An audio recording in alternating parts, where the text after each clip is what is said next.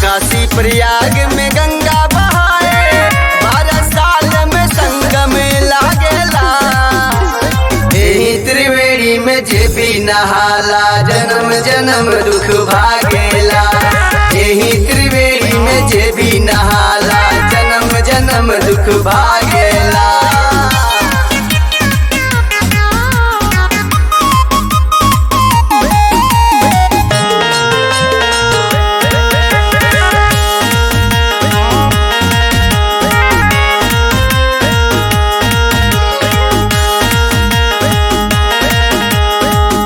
राजा रंग जे भी आवे होला बेड़ा पार हो। दीन दुखियों के शिव गुरु दिहल तू तार हो।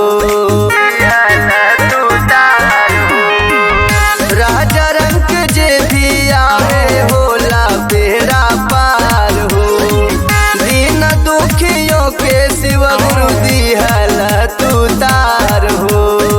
जात पात न देखे केहू के, सबही के दुख काटेला। एही त्रिवेणी में जे भी नहाला, जन्म जन्म दुख भागेला। एही त्रिवेणी में जे भी नहाला, जन्म जन्म दुख भागेला।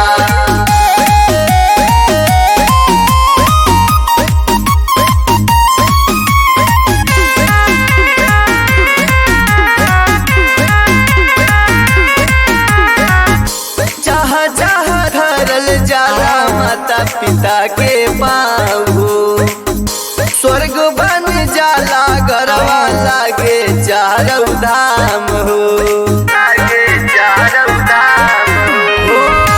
जहाँ जहाँ धरल जाला माता पिता के पाँव, स्वर्ग बन जाला गरवा लागे चारौ धाम हो।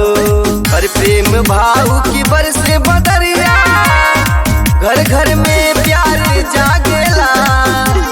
एही त्रिवेणी में जे भी नहाला, जन्म जन्म दुख भागेला। एही त्रिवेणी में जे भी नहाला, जन्म जन्म दुख भागेला।